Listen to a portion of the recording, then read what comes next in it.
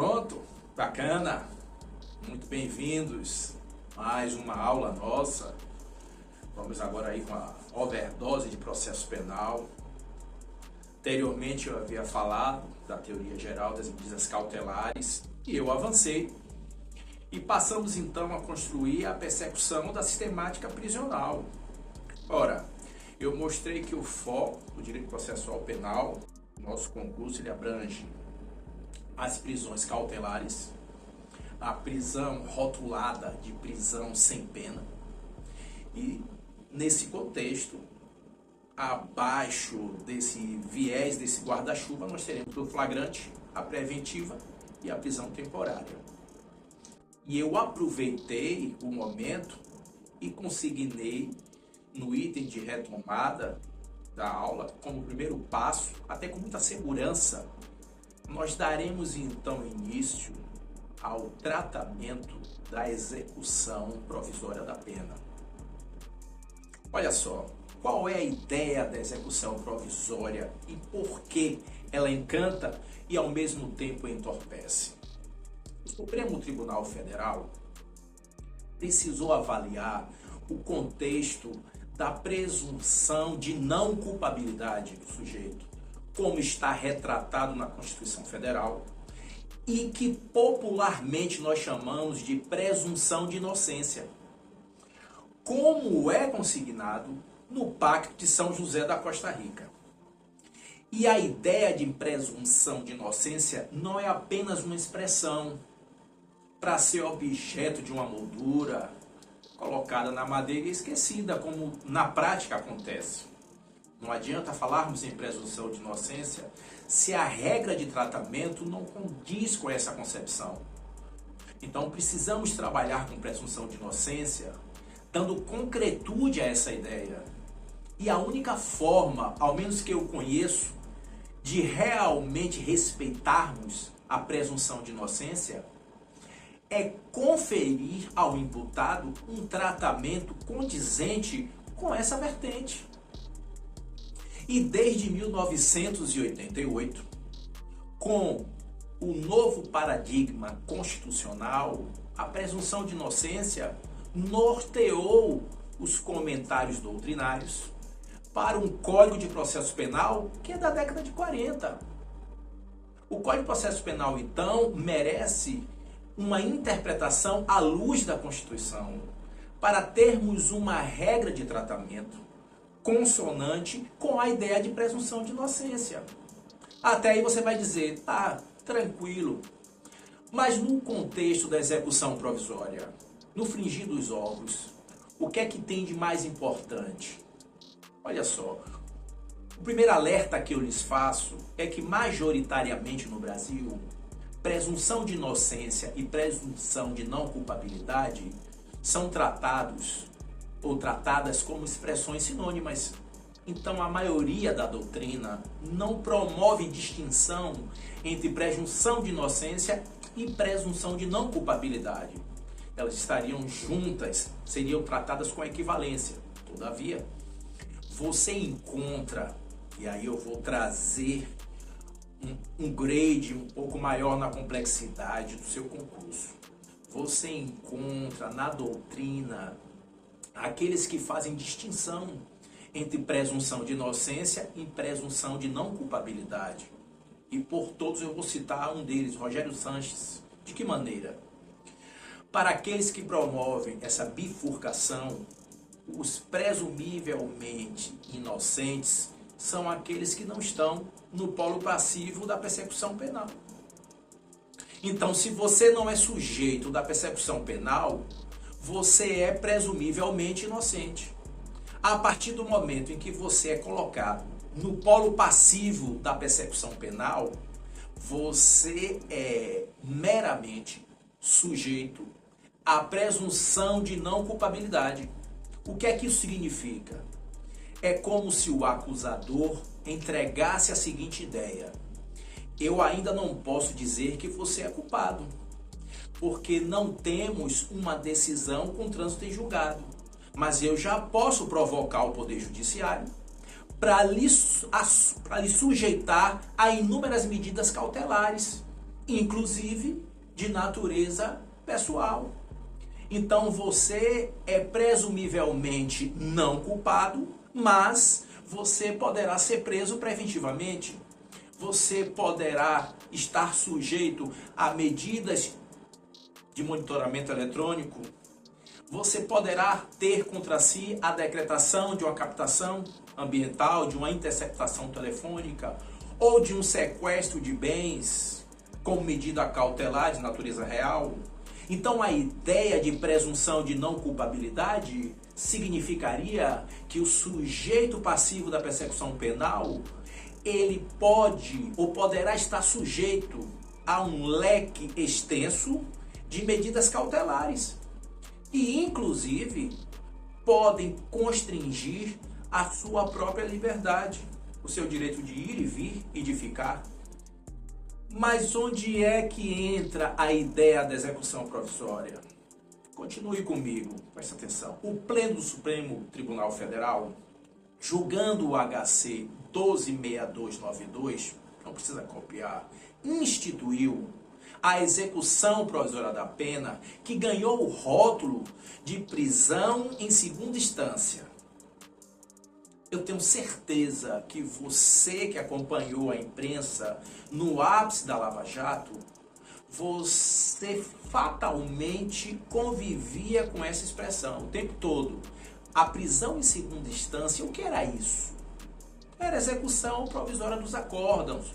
O Supremo Tribunal Federal, no pleno, entendeu que o sujeito que tem uma condenação confirmada por um tribunal e uma vez exauridas as vias ordinárias de impugnação, ele já poderia começar a cumprir a pena, mesmo antes da decisão transitar em julgado. E qual era o argumento? O Supremo usou dois argumentos. O primeiro, de ordem principiológica, o Supremo consignou presunção de inocência, não é princípio absoluto. Se não é um princípio absoluto, uma vez confirmada a condenação por um tribunal e esgotadas as vias ordinárias, o sujeito já poderia cumprir a pena, tranquilo. E o segundo argumento trazido, invocado pelo Supremo, foi de natureza estritamente processual. O que foi que ele afirmou? Bem, se a decisão emana de um tribunal e estão esgotadas as vias ordinárias de impugnação, o que é que ficou entendido? Quando muito caberá para impugnar essa decisão, recurso especial ou recurso extraordinário. E esses recursos não são dotados de efeitos suspensivos. Esses recursos não têm o condão de suspender o comando da decisão. E assim instituiu-se a execução provisória dos acórdãos, que a imprensa rotulou de prisão em segunda instância. Tranquilo. Só que o grande problema do julgamento do HC 126292 pelo Pleno do Supremo Tribunal é que ele passou à margem da redação, só preste atenção, do artigo 283 do Código de Processo Penal. Porque o 283 do CPP, ele em síntese, ele diz o seguinte: antes do trânsito em julgado, para aprisionar alguém, só pode ser por meio de prisão em flagrante, prisão preventiva ou de prisão temporária. Se antes do trânsito em julgado só cabe flagrante, preventiva ou temporária, e isso está consignado no Código de Processo Penal, que é lei federal. Veja que a redação do artigo 283, ela foi reformulada em 2011 pela Lei 12.403 e aprimorada em 2019 pelo pacote anticrime. Ora, como é que a lei federal aponta que antes do trânsito julgado só cabe flagrante, preventiva ou temporária, e o Supremo Tribunal Federal nos apresenta a execução provisória? Ora, o Supremo então criou um precedente, contrariando a literalidade do CPP, que é muito perigoso. Porque quando você fala em sistema acusatório, quando você fala em separação de funções, nós temos que ter muito cuidado para cultuarmos aquilo que é de atribuição de cada poder. E naturalmente o Supremo Tribunal Federal, boicotando, me permita a expressão, uma expressão mais dura, a literalidade do Código de Processo Penal, com uma reforma até recente, é muito perigoso. E aí o próprio Supremo Tribunal Federal se viu obrigado a revisitar a matéria, porque 3 ações diretas de constitucionalidade, 3 ADCs, foram apresentadas ao STF para tratar da constitucionalidade do artigo 283 do Código de Processo Penal. Ora, o Supremo se viu obrigado a analisar o seguinte, afinal de contas, Supremo, o artigo 283 do CPP, que afirma que antes do trânsito julgado só cabe flagrante, preventiva ou temporária, esse dispositivo é constitucional ou não é? Ora, e o Supremo Tribunal Federal, voltando ao tema, como diz Churchill, quem não muda de ideia não muda nada no mundo. O Supremo volta ao tema, calça o chinelo da humildade, o manto da humildade e julga a constitucionalidade do artigo 283 do Código de Processo Penal, que por via reflexa afastou a execução provisória dos acórdão. E nada mais era do que a chamada popularmente prisão em segunda instância. Tranquilo, beleza. Esse foi o cenário jurídico da matéria. E quando você olha para os tribunais superiores, você percebe, com o julgamento dessas 3 ADCs, a 43, a 44 e a 54, declarando a constitucionalidade do 283 do Código de Processo Penal, o Supremo Tribunal Federal apontou que realmente, antes do trânsito julgado, só caberia flagrante, preventiva ou temporária. Diante dessa realidade, não há que se falar mais em prisão em segunda instância. Não há que se falar em execução provisória de acórdão. Tudo bem, só que o Brasil não é um país para amadores. Quando o pacote anticrime foi implementado, eles conseguiram, no capítulo das prisões, vedar a execução provisória da pena. Aliás, quando nós estudarmos a prisão preventiva, você vai expressamente verificar comigo que o CPP proíbe que a prisão preventiva seja decretada de uma maneira escamoteada, como forma de execução provisória. Não se pode decretar a prisão preventiva sem os requisitos da preventiva, para fazer com que o sujeito comece a cumprir a pena antecipadamente. Não cabe, porque isso desvirtua a prisão preventiva. Ela seria considerada, então, a prisão ilegal. E o capítulo de prisões do CPP, ele é perfeito nesse sentido. Só que parece que os idealizadores do pacote anticrime, me permita a crítica, não conversaram entre si, já que no capítulo do júri, mais precisamente no 492 do Código de Processo Penal, trouxeram um imponderável. A execução provisória da sentença de primeiro grau emanada do júri em que impõe ao réu 15 ou mais anos de privação da liberdade, ou seja, celebrando um ditado popular. Parece que desgraça pouca é bobagem. Por quê? Porque se a execução provisória dos acórdãos, certo, foi declarada inconstitucional, foi afastada pelo Supremo, vem o parlamento, no capítulo de prisões, inadmite a execução provisória como forma de desvirtuar a prisão preventiva, mas no capítulo do júri institui A execução provisória da sentença de primeiro grau? Ora, essa execução nós poderíamos apelidar de execução provisoríssima. Por quê? Porque a sentença sequer foi submetida a duplo grau de jurisdição com julgamento de recurso de apelação. Ou seja, as vias ordinárias de impugnação não estão exauridas. Elas estão presentes. A apelação é o recurso ordinário por excelência. A matéria discutida naquele julgamento, ora, vai ser revista, mesmo que parcialmente, porque o júri é soberano, pelo Tribunal de Justiça. E antes da apelação ser julgada, já vamos autorizar o início do cumprimento da pena do sujeito, do cidadão, do paciente, do preso. Foi o protagonismo trazido pelo pacote anticrime ao inserir a linha E no inciso 1 do artigo 492 do CPP. Então eu tenho uma execução provisória ainda mais nebulosa do que a antiga prisão em segunda instância. Porque agora, meus amigos, a execução provisória que está regulada é a prisão primeira, da primeira instância.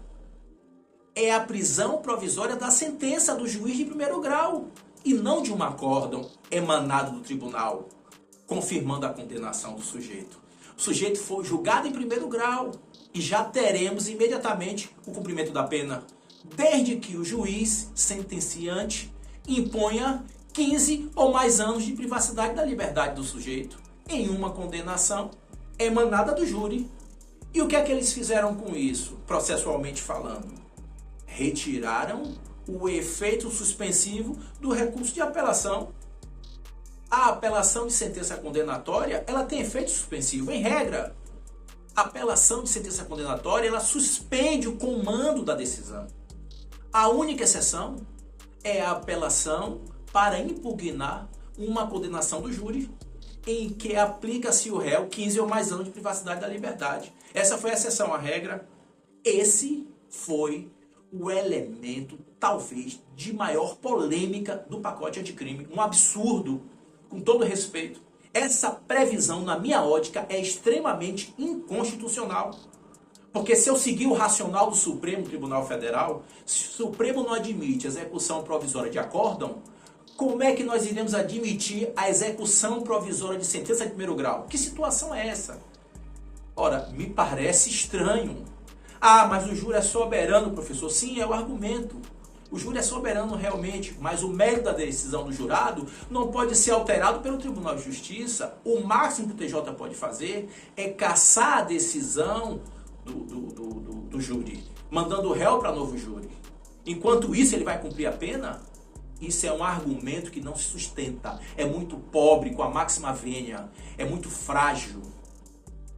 E o soberano dos vereditos, que está alocado no inciso 38 do artigo 5º da Constituição Federal.